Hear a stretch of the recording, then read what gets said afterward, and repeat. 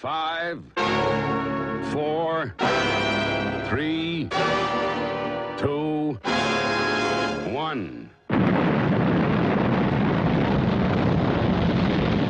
Thunderbirds are go.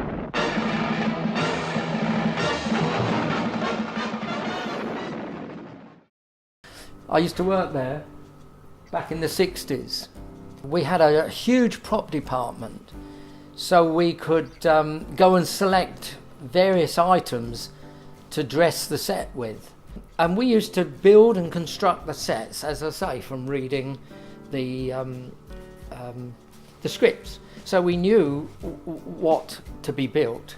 And then everything that we filmed in one morning or one day, we would see on the rushes the next day. We had a small theatre, and we would sit and watch. So the puppeteers would look to see whether what they did was acceptable, and us as set boys, you know, whether the paint backing was painted right, whether you could see off the set, or whether there was dirty marks, as to whether you would shoot it again. And if it was accepted by the director, then we would, all the sound and the editing would be added afterwards.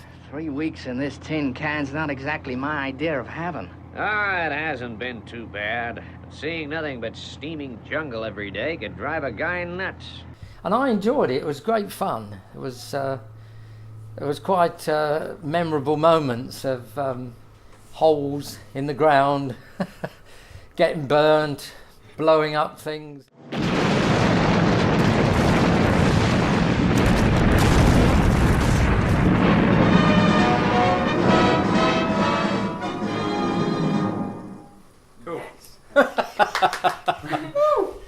Terrific explosion, isn't it? I remember one of the Thunderbird ones called The Attack of the Alligators. We'd made this large tower out of rubber, and we were smashing it up against the side of this building, sort of hamming this tower up against, and all these roars that these alligators. It was a bit like Jurassic Park.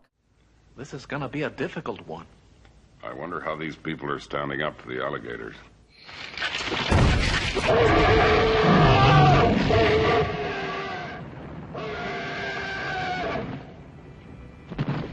Although there was a lot of fun, there was a lot of pressure in producing this type of show. Some people left because they couldn't take the pace and the pressure.